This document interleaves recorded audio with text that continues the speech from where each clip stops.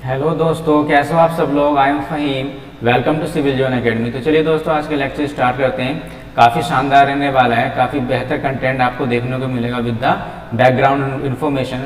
This is for the daily current affair video, sources are the Hindu, PIB, All India Radio and other. दोस्तों आज 13 जुलाई देख लेते हैं क्या क्या न्यूज़ हमारे लिए इंपॉर्टेंट रहेगी। This is important for the all the government exam, whether it is UPSC, PCS, EPFO, SSC, CDS, banking and railway. चलिए दोस्तों, आज की पहली न्यूज़ देखते हैं। अभी जो इंडिया का जो टाइगर सेंसस हुआ था 2018 में, तो अभी इसने एक नया रिकॉर्ड बनाया जो न्यू जीनियन रिकॉर्ड में, ठीक है, इसने अचीव किया है। तो देखिए 2018 में दोस्तों अभी ये 4th साइकिल हुआ था, मतलब चौथे नंबर का सेंसस हुआ था 2018 में, क्लियर। और ये कब किया था, हमारे प्राइम मिनिस्टर साहब ने किया था 29 जुलाई 2019 को, क्लियर। और ये देखिए ये दिन कब मनाया जाता है, ये ग्लोबल टाइगर डे के नाम से मनाया जाता है, क्लियर। ध्यान रखिएगा 29 जुलाई, काफ़ी एग्जाम में आता रहता है कि जो ग्लोबल टाइगर डे है वो कौन से दिन मनाया जाता है, ठीक है। तो याद रखिएगा 29 जुलाई। तो अभी फिलहाल में जो एस्टिमेट किया था 2019 में, तो अभी इसने एक जीनियस वर्ल्ड रिकॉर्ड बनाया, ठीक है।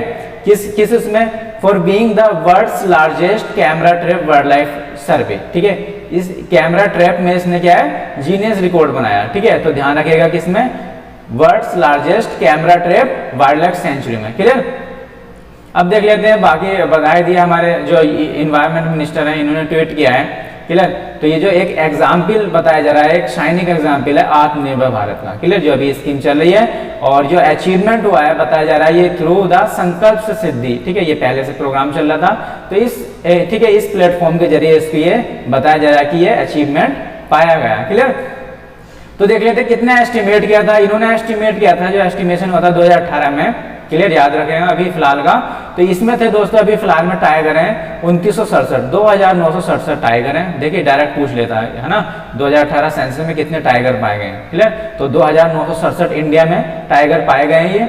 और बाकी ध्यान रखेगा जो इंडिया का है, जो नियरली 70 इंडिया के जो टाइगर हैं, nearly 75% of the global tiger population, देखिए जो पूरे वर्ल्ड में, ठीक है, टाइगर की पॉपुलेशन है उसका 75% हमारे इंडिया में ही है, क्लियर। तो ध्यान रखिएगा 75% इंडिया में ही टाइगर पाए जाते हैं। और इसका एस्टिमेशन 2018 में 2967 टाइगर है, क्लियर। और अभी फिलहाल में 2010 में एक, देखिए याद रखिएगा 2010 में सेंट पीटर्सबर्ग, ये देखिए रशिया में है। तो यहाँ पे एक, ठीक है, मीटिंग हुई थी। तो यहाँ पे बात कही गई थी कि हमारी जो टाइगर की पॉपुलेशन है, ठीक है, सबको कितना करना है, 2022 तक डबल करना है, ठीक है। तो ये इस मीटिंग में कहा गया था। अब देखिए 2022 से ही पहले इंडिया ने ये टारगेट अचीव कर लिया, ध्यान रखना, ठीक है। तो ध्यान रखिएगा सेंट पीटर्सबर्ग 2010 में ये मीटिंग हुई थी, क्लियर। बाकी कैमरा ट्रैप देखिए कितना बता रहे हैं, लगभग इन्होंने लगाया था 26,838 लोकेशन में लगाया गया था। और डिफरेंट साइट्स 141 डिफरेंट साइट्स थी, क्लियर। और जो एरिया, जो इफेक्टिव एरिया था सर्वे का, वो था 1,21,337 स्क्वायर किलोमीटर, ठीक है। तो ये इस तरह की छोटी मोटी इन्फॉर्मेशन है। बाकी फोटोग्राफ्स वगैरह कितना इन्होंने इंडिविजुअली टाइगर को ट्रैप किया था, 2461 को किया था, क्लियर।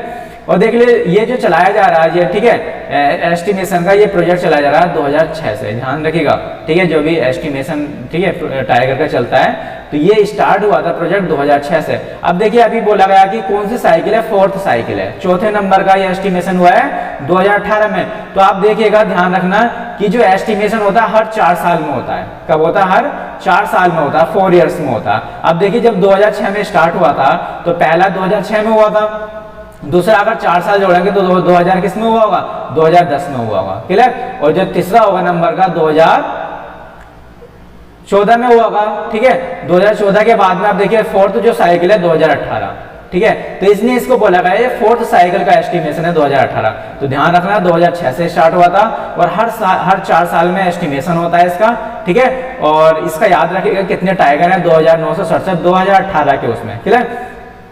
अब देखना जब प्रोजेक्ट देखिए, और ये अक्रॉस द, ठीक है, वर्ल्ड में चलाया जाता है प्रोजेक्ट टाइगर। जो स्टार्ट किया था नो टाइगर रिजर्व थे, ठीक है, जब एस्टिमेशन स्टार्ट हुआ था तो नो टाइगर रिजर्व थे। अभी फिलहाल में ध्यान रखेगा कितने टाइगर रिजर्व हैं, 25 टाइगर रिजर्व है, सॉरी 50 टाइगर रिजर्व है, क्लियर। चलिए अब देख लेते हैं, काफी देखिएगा यहाँ से आपको काफी, जैसे SSC, स्टेट, PCS जितने भी एग्जाम है, यहाँ से आपको जरूर क्वेश्चन मिलता है, ठीक है। तो यहाँ से देख लीजिए, डायरेक्ट कुछ फैक्ट्स हैं, यहाँ से एक क्वेश्चन मिलता ही है मोस्टली। अब देख लीजिए टाइगर प्रोजेक्ट क्या है और नेशनल टाइगर कंजर्वेशन अथॉरिटी काफी न्यूज में आती है, ठीक है, ये क्या है, ठीक है, इसको देखते हैं। देखिए प्रोजेक्ट टाइगर जो स्टार्ट हुआ था 1973 में, 1973 में। देखिए यूपीएससी में, यूपी पीसीएससी में, ठीक है, यूपी पीएससी में ये एग्जाम में आ चुका है, यूपी पीसीएस में ये, ठीक है, अभी फिलहाल में 1-2 साल पहले कि प्रोजेक्ट टाइगर कब हुआ था, ठीक है। तो ऐसे बहुत सारे ये एग्जाम में आता रहता है, ठीक है, तो डायरेक्टली पूछ लेता है प्रोजेक्ट टाइगर कब स्टार्ट हुआ था, तो ध्यान रखेगा 1973, डेट ध्यान रखना, क्लियर। और ये जो हुआ था किनके टेन्यूर में होता, ये होता प्राइम मिनिस्टर इंदिरा गांधी जी के टेन्यूर में स्टार्ट किया गया था। और जो इनके पहले डायरेक्टर थे, इनका नाम था कैलाश, ठीक है, संखला, कैलाश संखला, ठीक है, याद रखिएगा इसको, पहले इनके डायरेक्टर थे। और इसका एम क्या है, इसका एम है दोस्तों पॉपुलेशन को कैसे बढ़ाया जाए, इंश्योर किया जाए बंगाल टाइगर्स, जितने बंगाल टाइगर्स है इनकी पॉपुलेशन को कैसे, ठीक है, बढ़ाया जाए, इनके जो नेचुरल हैबिटेट जहां पर रहते हैं कैसे इसको, ठीक है, प्रोटेक्ट किया जाए, और उनको कैसे, उनके जो एरिया को, जो बायोलॉजिकल इंपोर्टेंस एरिया है, कैसे प्रिजर्व किया जाए। तो इस तरीके से, और कितनी इसकी डाइवर्सिटी को, इकोसिस्टम की डाइवर्सिटी को कैसे इंक्रीज किया जाए, तो इस सब इसका ये एम है, ठीक है, इस प्रोजेक्ट टाइगर का, क्लियर। अब देखिए ये देखिए, ये सीधा सिविल सर्विस में आया हुआ है, यूपीएससी के एग्जाम में, आईएएस के एग्जाम में आया हुआ है कि एम स्ट्रिप क्या है, ठीक है, डायरेक्ट यही आया हुआ है। उसके 3-4 ऑप्शन थे कि एम स्ट्रिप क्या काउंट करता है टाइगर के लिए, एलिफेंट के लिए, ठीक है, और 2-3 ऑप्शन थे। तो देखिए इतना डायरेक्ट ये पूछा गया है कि एम स्ट्रिप किसके लिए है, तो एम स्ट्रिप दोस्तों टाइगर पॉपुलेशन को, ठीक है, उनको मॉनिटरिंग करने का प्रोग्राम है एम स्ट्रिप। देखिए इसकी फुल फॉर्म पढ़ लेते हैं, monitoring system for tiger, M means monitoring, S means system for tiger in intensive protection, ठीक है, IP means intensive protection and ecological status, ecological status, तो एम स्ट्रिप, क्लियर। तो ये दोस्तों एक सॉफ्टवेयर बेस है, ठीक है, एक सॉफ्टवेयर है, और ये मॉनिटरिंग सिस्टम है, मॉनिटर करता है किसको, मॉनिटर करता है टाइगर पॉपुलेशन को, क्लियर, टाइगर रिजर्व जितने भी हैं तो उसको मॉनिटर करता है। और किसके अंडर में होता है ये, national tiger conservation authority, clear, यहाँ से ये स्टार्ट किया था, 2010 में ये स्टार्ट किया गया था, क्लियर। अब देख लेते हैं जो नेशनल टाइगर कंजर्वेशन अथॉरिटी, देखिए यहाँ से क्वेश्चन आया था डायरेक्टली कि ये कब स्टेब्लिश हुई थी। दोस्तों ये जो हुई थी स्टेब्लिश, ये 2005 में हुई थी, ध्यान रखना, ठीक है। तो नेशनल, देखिए दो क्वेश्चन तो डायरेक्ट आ जाते हैं कि टाइगर प्रोजेक्ट कब लॉन्च हुआ था, 1973 में, क्लियर। उसके बाद में जो एक अथॉरिटी आई थी इसको हैंडल करने के लिए, national tiger conservation authority, NTCA भी बोलते हैं, तो ये स्टेब्लिश हुआ था 2005 में, ठीक है। किसने रिकमेंड किया था, ये एक टास्क फोर्स बनाया गया था टाइगर का, हर किसी का ये टास्क फोर्स बनाया था, ठीक है, तो एक टाइगर का भी बनाया गया था, तो उन्होंने रिकमेंड किया था इस बॉडी को बनाया जाए, क्लियर। और ठीक है, किसको प्रोटेक्ट करने के लिए, tiger reserve in India, clear, उसकी देखभाल करने के लिए। तो याद रखेगा, देखिए कुछ इंपॉर्टेंट फैक्ट्स डायरेक्ट आए थे, ये बहुत एग्जाम में आता है कि वाइल्ड लाइफ प्रोटेक्शन एक्ट कब आया था, क्लियर, तो ध्यान रखना 1972 में आया था वाइल्ड लाइफ प्रोटेक्शन एक्ट। अब देखते हैं जो ये एनटीसीए बना है, नेशनल टाइगर कंजर्वेशन अथॉरिटी, तो ये किसको अमेंड करके बना, ये क्वेश्चन पूछ लेता है। तो दोस्तों इसको अमेंड किया था, किसको, वाइल्ड लाइफ प्रोटेक्शन एक्ट 1972 जो ये आया था 1972 में, इसको अमेंड किया था 2006 में, ठीक है। तो ध्यान रखना इसको अमेंड किया था 2006 में। तो इसके तहत इस बॉडी को कंस्टिट्यूट किया था, किसको, नेशनल टाइगर कंजर्वेशन अथॉरिटी। तो ये क्वेश्चन आया था कि नेशनल टाइगर कंजर्वेशन अथॉरिटी कौन से एक्ट के तहत आई थी, तो ये दोस्तों इसको अमेंड किया था wild life protection act, amendment act 2006, ठीक है, इसके तहत ये बॉडी बनाई गई थी। तो ध्यान रखना कि प्रोजेक्ट टाइगर कब लॉन्च हुआ था, 1973 में, ठीक है। एम स्ट्रिप किसके लिए है, मॉनिटरिंग फॉर द टाइगर, ठीक है, टाइगर पॉपुलेशन। और दूसरा एक क्वेश्चन ये है आपका कि एनटीसीए क्या है, कब लॉन्च हुआ था, नेशनल टाइगर कंजर्वेशन अथॉरिटी 2005 में, और किसको अमेंड करके बनाया गया था, ये बनाया गया था वाइल्ड लाइफ प्रोटेक्शन एक्ट 2006, ठीक है, इसको अमेंड किया था। चलिए अब देख लेते हैं कि अभी एक ई लोक अदालत पहली बार एक स्टेट ने लॉन्च किया है। देखिए डायरेक्ट पूछा था ऐसा कौन सा स्टेट है, कौन सा राज्य है जो पहला राज्य बन गया है जिसने लोक अदालत लॉन्च किया है, ठीक है, लोक अदालत, ई लोक अदालत, ठीक है। तो ऑनलाइन, इंग्लिश ऑनलाइन, तो छत्तीसगढ़ हाई कोर्ट, ध्यान रखने का, छत्तीसगढ़ एक ये स्टेट हो गया है जिसने पहली, ठीक है, ई लोक अदालत लॉन्च किया है, क्लियर, कंडक्ट कराया है ई लोक अदालत। तो ध्यान रखना छत्तीसगढ़ वो स्टेट है। अब देख लेते हैं इसको जो हैंडल किया है इसको, ठीक है, जो इनोग्रेट किया है वो क्या है, PR रामचंद्रन मेनन, ध्यान रखना, ठीक है। तो ये इन्होंने इनोग्रेट किया है और ये पहला स्टेट बन गया, ध्यान रखिएगा, क्लियर।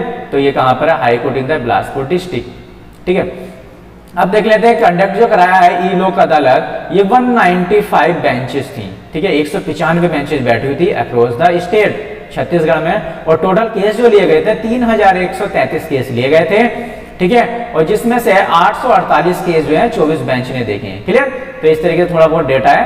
तो अब देख लेते हैं, देखिए अभी फिलहाल में क्या है, क्यू न्यूज में अभी जो तीसरे नंबर की नेशनल लोक अदालत होने वाली थी 2020 में, देखिए 2020 में तीसरे नंबर की, इसका मतलब 2020 में दो नेशनल लोक अदालत हो चुकी हैं। वो पहली कब हुई है, पहली लोक अदालत जो 2020 की है वो हुई थी दोस्तों 8 फरवरी 2020 में, ठीक है, दूसरी हो चुकी है, बाकी तीसरी होने वाली थी, मगर पैंडेमिक को देखते हुए ये अभी कैंसिल कर दी गई है, ठीक है, कोविड-19 चल रहा है तो इसको कैंसिल कर दिया गया नेशनल लोक अदालत, क्लियर, तीसरे नंबर की। बाकी दो अदालत दो हो चुकी हैं, फर्स्ट नंबर की हुई थी 8 फरवरी 2020, क्लियर।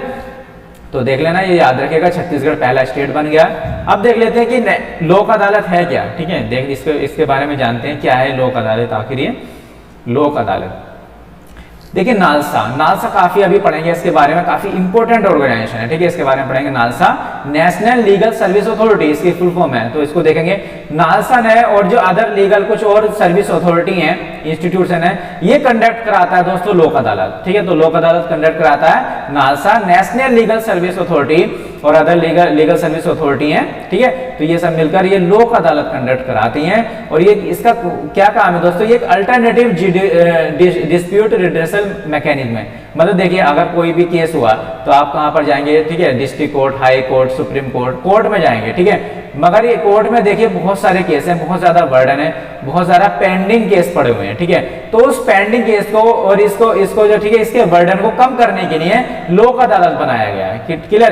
देखिए इतने सारे केस नहीं हो पा रहे हैं, ठीक है, सोल्व, तो क्या बनाया गया है, काफी सारे पेंडिंग पड़े हुए हैं, आप देख सकते हैं 10-10 साल 20-20 साल केस चलते रहते हैं, ठीक है।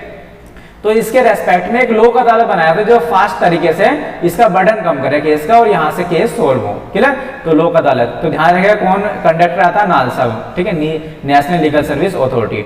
तो देख लेते हैं ये पेंडिंग केस जितने भी कोर्ट है उसको देखता है। बाकी लोक अदालत देख लीजिए क्या एक स्टैट्यूटरी स्टेटस मिला हुआ है इसको, ऐसा नहीं है, ठीक है, एक स्टेटस मिला हुआ है, स्टैट्यूटरी स्टेटस, ठीक है। स्टैट्यूटरी का मतलब ये जो बॉडी बनी गई है by the act of the parliament, इस बॉडी को पार्लियामेंट के एक्ट के थ्रू बनाया गया है, और ठीक है, अंडर किस एक्ट के तहत है, देखिए इसका एक्ट देख लेते हैं, ठीक है। देखिए एग्जाम आया था कि लोक अदालत किस एक्ट के तहत बनाया गया है, ठीक है। तो ध्यान रखिएगा लीगल सर्विस अथॉरिटी एक्ट 1987, ध्यान रखना, ठीक है, लीगल सर्विस अथॉरिटी एक्ट 1987, इस एक्ट के तहत ये लोक अदालत बनाया गया। अब देखिए ये जो भी ये डिसीजन देता है, जो भी अवार्ड देता है, वो देखिए दोस्तों जो भी पार्टी, ठीक है, जिसका डिसीजन सुनाया जा रहा है, तो उस पार्टी क्या है वो फाइनल है, जो भी ये डिसीजन देंगे और binding on the all the party, सभी पार्टी को मानना पड़ेगा। मान लो एक केस इन्होंने सुनाया, ठीक है, इसमें दो पार्टी है, ठीक है, पार्टी 1 पार्टी 2, तो दोनों पार्टी इसका केस थोड़ी एक, ठीक है, दोनों पार्टी होंगी। अब देखिए जब केस सुनाएंगे तो जो भी ये वर्डिक्ट देंगे तो दोस्तों ये इनके लिए फाइनल होगा, ठीक है, और ये इनको मानना पड़ेगा, ठीक है, बाइंडिंग है इन पर, ठीक है। बाकी क्या हो सकता है, अगर मान लो कि सेटिस्फाई नहीं है, मान लो ये दोनों सेटिस्फाई नहीं है, तो क्या होगा कि ऐसा नहीं है कि जो इन्होंने वर्डिक्ट दिया है ना लोक अदालत ने, कि इसके ऊपर कि इसको गलत साबित करें कि कोर्ट में जाए इनके खिलाफ, ऐसा कभी नहीं कर सकते है, ठीक है, ये अलाउ नहीं है। बट हाँ एक काम कर सकते हैं, अगर सेटिस्फाई नहीं है ये, तो दोस्तों ये दूसरा मतलब अलग तरीके से दोबारा इनिशिएट कर सकते हैं कोर्ट में जाके, ठीक है ना। जो इन्होंने वर्डिक्ट दिया उसको, ठीक है, कोर्ट ऑफ लॉ उसके खिलाफ नहीं जा सकते, मगर एक दोबारा इस केस की सुनवाई के लिए जा सकते हैं, क्लियर, कि हम सेटिस्फाई नहीं है तो दोबारा कोर्ट में एक अलग तरीके से इनिशिएट कर सकते हैं इस प्रोसेस को। मगर हाँ अगर इन्होंने वर्डिक्ट दे दिया तो जो इन्होंने दिया वो डिसीजन का फाइनल है, उसको मानना पड़ेगा, क्लियर। चलिए देख लेते हैं बाकी क्या है। देखिए ऐसा नहीं है, लोक अदालत क्या है कि सो मोटो एक्शन ले लेगी, ये दोनों पार्टी से पहले कनेक्ट कराएगी, ठीक है, दोनों अगर सेटिस्फाई होंगे दोनों की हाँ हम केस को यहाँ पे लेना चाह रहे हैं, तो इस तरीके से केस को आगे बढ़ा देंगे, ठीक है, इस तरीके केस की सुनवाई होगी लोक अदालत में, ठीक है, कोई जबरदस्ती नहीं होगी कि हाँ, ठीक है। तो इस तरीके से इनके सेटिस्फैक्शन के बाद ही ये केस सुना जाएगा, ठीक है। चलिए देख लेते हैं बाकी इसका नेचर क्या है, जो लोक अदालत का है, ये ऐसा, ये मान लीजिए कोई केस पेंडिंग पड़ा किसी भी कोर्ट में, तो वहां से भी कोर्ट, यहाँ से भी केस क्या है, लोक अदालत में जा सकता है। ठीक है, यहाँ से भी ले सकते हैं इस केस को, मान लो कि बर्डिंग कम करने के लिए, ठीक है, हाई कोर्ट या सुप्रीम कोर्ट, तो केस यहाँ पर ला सकते हैं, ट्रांसफर कर सकते हैं लोक अदालत में। बाकी जरूरी नहीं है कि लोक अदालत में या किसी भी कोर्ट में अगर केस है वही जाएगा, आप अलग से भी नया केस है कोई, अगर आप किसी कोर्ट में नहीं गए हैं तो सीधा डायरेक्टली इसमें डायरेक्ट लोक अदालत में भी डायरेक्ट जा सकते हैं। क्लियर, तो दो तरीके से यहाँ पे आप लोक अदालत में केस कर सकते हैं। बाकी नेशनल लेवल की लोक अदालत क्या होती है, देखिए लोक अदालत नेशनल की भी होती है, ठीक है, नेशनल होती है, स्टेट लेवल की होगी, डिस्ट्रिक्ट लेवल की होगी, क्लियर, और तुम आपका तालुक लेवल की होगी, तो हर ये, ठीक है, इस तरीके से ये डिसेंट्रलाइज की गई है। ठीक है, ये नहीं कि खाली नेशनल की होती है। नेशनल में क्या होता है, अगर नेशनल लेवल की लोक अदालत है तो देखिए पूरी कंट्री की एक साथ कंडक्ट कराया जाएगा, केस को सुनवाई होगी, क्लियर, सभी केस नेशनल लेवल पे ले जाएंगे। ठीक है, और अगर स्टेट लेवल की होगी, पर्टिकुलर स्टेट में हो, ठीक है, तो स्टेट के लेवल की होगी अथॉरिटी, क्लियर, अदालत होगी, उसमें आपके कौन से मेंबर होंगे दोस्तों, उसमें आपके वहाँ के जो चीफ जस्टिस ऑफ स्टेट के होंगे, क्लियर, तो वहाँ के मेंबर हैं। नेशनल लेवल पर अगर होगी तो ऑब्वियसली क्या होंगे, चीफ जस्टिस ऑफ इंडिया लगभग, ठीक है, नेशनल लेवल के इसके मेंबर होंगे। ठीक है, और बाकी देख लेते हैं क्या है। अब देख लेते हैं नेशनल लेवल की अगर अदालत है तो दोस्तों ये रेगुलर इंटरवल में होती है, क्लियर, और ऑन ए सिंगल डे, ठीक है, एक दिन रखा जाता है और उसकी सुनवाई करने के लिए। ठीक है, और थ्रू आउट द कंट्री, देखिए नेशनल लेवल का मतलब क्या, पूरी कंट्री की होते हैं, जितनी भी पूरी कंट्री के केस हैं वो एक दिन रखा जाता है और वहां पे सुनवाई की जाती है और काफी सारे बेंच बनाई जाती है, क्लियर। और देख लेते हैं कौन कौन से सुप्रीम कोर्ट, आप देख सकते हैं सुप्रीम कोर्ट से लेकर तालुक तक लेवल तक, है ना, बताया मैंने, सुप्रीम कोर्ट से नीचे लेवल तक सभी केस इसमें होते हैं। बाकी आप देख सकते हैं जो नेशनल लोक अदालत है ये 2015 से हर मंथ हो रही है। ठीक है, इसको बोला गया कि हर मंथ हुआ करेगी, ठीक है, 2015 से नेशनल लेवल की अदालत। अब देख लेते हैं नालसा, काफी न्यूज में रहता है, नालसा क्या है, देखिए काफी इंपोर्टेंट ऑर्गेनाइजेशन है। ठीक है, नालसा का मतलब है national legal service authority of India. ये जो फॉर्म्ड हुई थी दोस्तों 9 नवंबर 1995, ठीक है, 9 नवंबर 1995 में फॉर्म्ड हुई थी। और किस एक्ट के तहत हुई थी, ये किसके अंडर में काम करती है, ये करती है national legal service authority act 1987, जैसा भी हमने पढ़ा था, क्लियर, तो इसके अंडर में ये वर्क करती है अथॉरिटी। अब देखिए इसका पर्पस क्या है, देखिए free legal aid, free service provide करेंगे, फ्री केस लड़ती है, ठीक है, जो भी एलिजिबल कैंडिडेट है, तो देखिए free legal aid, free provide कराते सर्विस। एक इसके लिए आर्टिकल है, ठीक है, कॉन्स्टिट्यूशन में आपने पढ़ा होगा 39A फ्री लीगल एड के लिए, ठीक है, तो डायरेक्टली एग्जाम में आया था फ्री लीगल एड कौन से आर्टिकल के तहत है, तो ध्यान रखिएगा कॉन्स्टिट्यूशन में 30A का मतलब क्या दोस्तों, अमेंडमेंट करके, ठीक है, इसको डाला गया है इस आर्टिकल को, ठीक है, इस तरीके से 39A। तो ये देखिए फ्री लीगल एड प्रोवाइड कराती है, ठीक है, ठीक है, कोई इतनी कैपेबल नहीं है, इतना पैसा नहीं है, तो कुछ लोग, ठीक है, तो इसने ये ठीक है, जो सबको फायदा मिला, ठीक है, तो इसने free legal aid service provide कराता है नालसा। बाकी देखते हैं इसका प्राइम ऑब्जेक्टिव क्या है, इसका डिस्पोजल ऑफ द केस और रिड्यूसिंग द, देखिए जैसे मैंने बताया आपको, ये जैसे बहुत सारा ये जुडिशरी पे बर्डन है, बहुत सारे केस हैं पेंडिंग है, तो बस उसके बर्डन को कम करने के लिए, ठीक है, तो ये नालसा बनाया गया। और नालसा क्या है दोस्तों, ये किसको कंडक्ट कराता है, लोक अदालत को, है ना, जो इसका बर्डन कम हो, ठीक है, जितने भी कोर्ट है हमारे, supreme court, high court, district court, ठीक है। तो अब देखते हैं कि चीफ जस्टिस ऑफ इंडिया जो नालसा के होते हैं, ये पैट्रॉन इन चीफ होते हैं, ठीक है, पैट्रॉन इन चीफ नालसा को होते हैं चीफ जस्टिस ऑफ इंडिया। और एक होते हैं सीनियर मोस्ट जज भी होते हैं इसमें, जो वर्क करते हैं एज ए एग्जीक्यूटिव चेयरमैन, ठीक है, तो ध्यान रखना। बाकी इसमें एक सिमिलर, और ये देखिए बाकी एक सिमिलर मैकेनिज्म है स्टेट में, और जैसे ये नेशनल लेवल के दोस्तों ऐसी सिमिलर मैकेनिज्म चलती है स्टेट में भी, जैसे भी आपको बताया, और डिस्ट्रिक्ट लेवल में भी होती है, क्लियर। अब स्टेट की बात है तो ऑब्वियसली चीफ जस्टिस जो हाई कोर्ट के होंगे, ठीक है, उस स्टेट के चीफ जस्टिस होंगे और जज होंगे, क्लियर। तो देख लेते हैं बाकी नालसा जो है, अभी देखिए अभी नालसा फिलहाल में चेयरमैन कौन है, एस ए बोबडे साहब, जो अभी फिलहाल में कौन है, चीफ जस्टिस ऑफ इंडिया, ऐसे बोबडे। चलिए आप बताइए कि कौन से नंबर के चीफ जस्टिस हैं, है ना, कौन से नंबर के चीफ जस्टिस हैं, आ जाता है एग्जाम में, ऐसे बोबडे साहब। बाकी हेडक्वार्टर देख लेते हैं इसका न्यू दिल्ली में, क्लियर। और जो ये एक्ट आया था दोस्तों, ये कब बना था, ये कब इफेक्ट में आया था, ठीक है। देखिए एक्ट कब इफेक्ट में आया था, लीगल सर्विस अथॉरिटी एक्ट, ये इफेक्ट में आया था 9 नवंबर 1987। और इसी दिन को दोस्तों मनाया जाता है नेशनल लीगल सर्विस डे, ये दिन मनाया जाता है, ठीक है। तो डायरेक्ट एग्जाम में आ जाता है कि नेशनल लीगल सर्विस डे कौन से दिन मनाया जाता है, तो 9 नवंबर को मनाया जाता है। क्यों? क्योंकि इस डेट को क्या बना था, लीगल सर्विस अथॉरिटी एक्ट बना था, जो free service, free legal aid provide कराता है। क्लियर? अभी फिलहाल में ATL ऐप डेवलपमेंट मॉड्यूल्स, एक मॉड्यूल्स न्यूज में है, ठीक है, अभी लॉन्च किया गया है ATL ऐप डेवलपमेंट मॉड्यूल्स। देख लेते हैं क्या है ये। अभी फिलहाल में जो मॉड्यूल्स जो लॉन्च किया गया है, ये in the line of the आत्मनिर्भर भारत इनिशिएटिव, देखिए इस इनिशिएटिव के तहत पे ये बना है ATL डेवलपमेंट, ठीक है, जो मॉड्यूल है। और इसका काम क्या दोस्तों, ट्रांसफॉर्म करना स्कूल चिल्ड्रन के लिए, ठीक है, स्कूल चिल्ड्रन को ट्रांसफॉर्म करना user of the smartphone based application to the innovator developer. देखिए अभी क्या है, अभी मोबाइल फोन ऐप है तो बहुत सारे ऐप यूज करते हैं, ठीक है, तो यूजर हुए, मगर इनका जो ठीक है थिंक टैंक बढ़ाना है, इसको यूजर के बजाय इनको ठीक है एक इनोवेशन देना है कि ये डेवलपर भी बन सकें, ठीक है, खाली यूज ही ना कर सके, ये इस तरीके के ऐप बना भी सके, ठीक है, एक डेवलपर बन सके। तो इसलिए ये एक मॉड्यूल लाया जा रहा है, क्लियर, एक साइंटिफिक टेम्परर लाने के लिए, क्लियर। अब देख लेते हैं ये जो लैब बना रहे हैं, तो ये मॉड्यूल बना रहे हैं किसके, ये कोलैबोरेशन हो रहा है प्लेजमो, एक मोबाइल एप्लीकेशन की कंपनी है, क्लियर। और किसके साथ में ये हो रहा है, ये लॉन्च करने वाला है दोस्तों नीति आयोग, ध्यान रखना नीति आयोग, जो जिसने प्लानिंग कमीशन को रिप्लेस करके आया था, ये नीति आयोग, तो इनके द्वारा ये लॉन्च हो रहा है, क्लियर। और इसका नीति आयोग का प्रोजेक्ट है, आपने सुना होगा अटल इनोवेशन मिशन।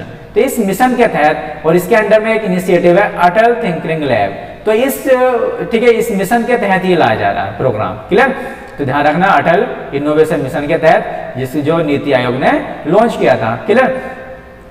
और देख लेते हैं दोस्तों फ्री ऑफ कॉस्ट है, इसमें कोई भी मेंबर जुड़ सकता है, जो भी ठीक है पार्टिसिपेट करना चाह रहा है, जो भी सीखना चाह रहा है, तो फ्री ऑफ कॉस्ट है, ऑनलाइन कोर्स है। अब देख लेते हैं, ठीक है, ऑनलाइन कोर्स है, कंसिस्ट ऑफ द 6 प्रोजेक्ट, और ये दोस्तों स्कूल चिल्ड्रन के लिए है, ठीक है, जितने भी हैं। और आप यहाँ से क्या है, एक ये इसका मेन मोटिव क्या है, जो मोबाइल के एप्लीकेशन को बनाना, जो भी ऐप हम देखते हैं, और ठीक है उन एप्लीकेशन को बनाना, तो इसका मेन मोटिव है, ठीक है। बाकी वहां के जो स्कूल के टीचर है उनको भी ट्रेनिंग दी जाएगी, इस ठीक है एक प्रोजेक्ट के तहत इसके अंदर है, ठीक है, एम ऐप डेवलपमेंट कोर्स, ठीक है, Atal innovation mission app development course. तो इस कोर्स के तहत जो स्कूल के टीचर होंगे उनको भी ट्रेनिंग दी जाएगी, क्लियर।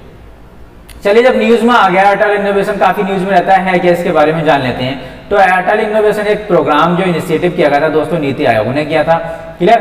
तो क्या प्रमोट करने के लिए, इनोवेशन, ठीक है, एक ठीक है थिंक टैंक प्रोवाइड कराने के लिए और इंटरप्रेन्योरशिप प्रोवाइड कराने के लिए, क्लियर, कंट्री में कि एक ठीक है इनोवेटिव आइडियाज आए, तो इस तरीके से ये मिशन चलाया जा रहा है, ठीक है।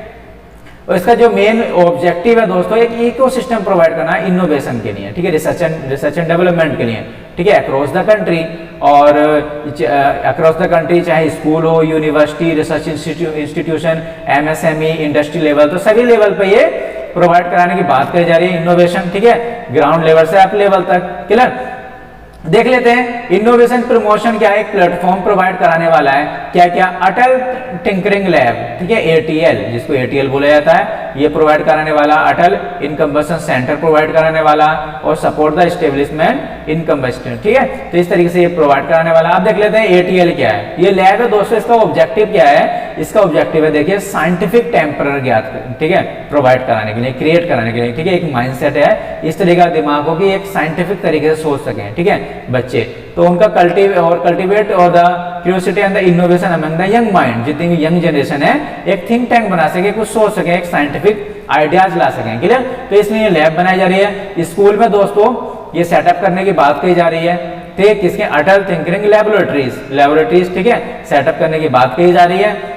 इसका विजन क्या दोस्तों, लगभग 1 मिलियन चिल्ड्रन को एक इनोवेटर बनाना, ठीक है, इनोवेटर बनाना, क्लियर। तो एक क्रिएटिविटी थिंकिंग हो उनके अंदर, ठीक है, और ठीक है इनक्यूलेटिव स्किल कौन कौन सी हो, एक डिजाइन माइंडसेट हो, और थिंकिंग प्रोसेस अच्छा हो, ठीक है, एडेप्टिव लर्निंग हो, फिजिकल कंप्यूटिंग हो, ठीक है। तो इस तरीके से ये एक साइंटिफिक टेम्परर डेवलप करने की बात की जा रही है, ठीक है।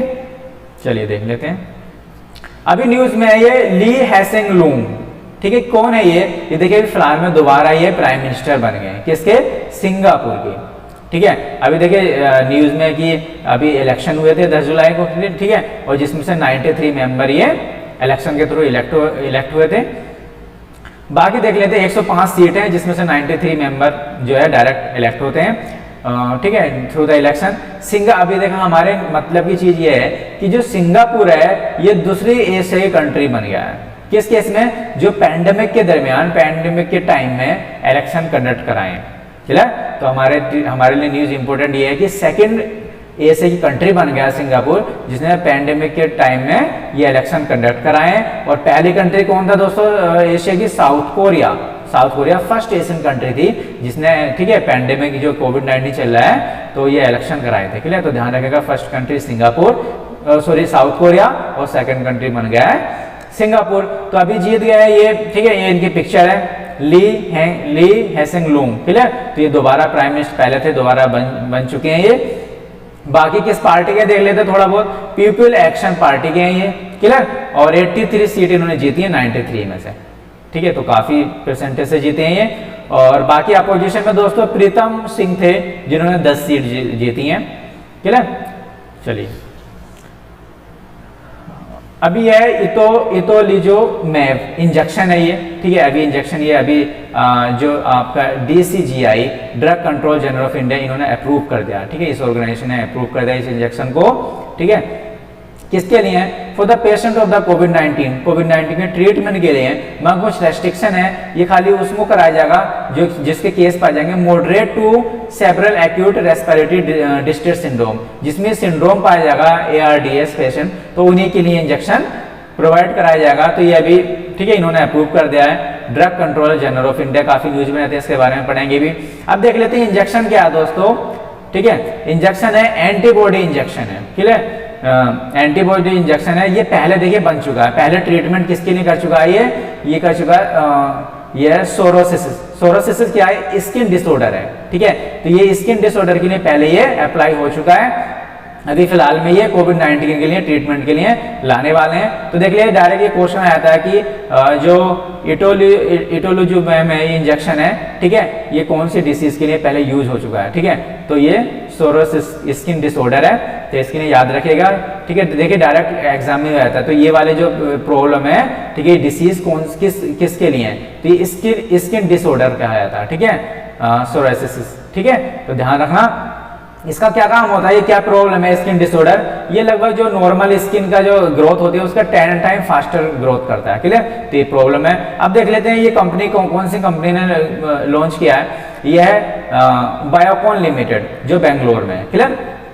इसने मैन्युफैक्चर किया है इस इंजेक्शन को, और अभी जो है, ठीक है, और 2013 में दोस्तों यूज हो चुका है, जैसे अभी आपको बताया, ठीक है, स्किन डिसऑर्डर के लिए ये वाली डिसीज है, ठीक है, सोरायसिस।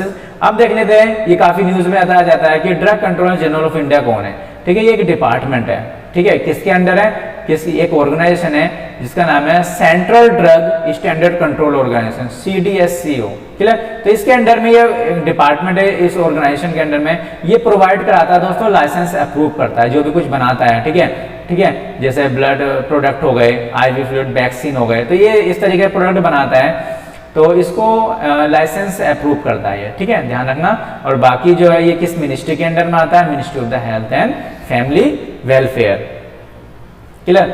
अब देख लेते हैं, अभी एक न्यूज में है कि जो इंडिया है दोस्तों अभी सेकंड लार्जेस्ट सोर्स बन गया है किसका, FDI का, फॉरेन डायरेक्ट इन्वेस्टमेंट है, कहां पर, यूनाइटेड किंगडम, UK में। तो UK में सेकंड सोर्स बन गया दोस्तों इंडिया FDI का, ध्यान रखना, ठीक है। तो अभी इन्होंने रिपोर्ट जारी की है फाइनेंशियल ईयर 2019-20 की यूनाइटेड किंगडम में, तो इन्होंने बताया कि इंडिया जो है सेकंड, ठीक है, लार्जेस्ट सेकंड सोर्स बन गया FDI का, ठीक है। और जो पहला है दोस्तों यूनाइटेड स्टेट है, तो पहला इन्वेस्टमेंट FDI सबसे ज्यादा कौन करता है, USA करता है UK में, और अब इंडिया बन गया दूसरे नंबर का, क्लियर।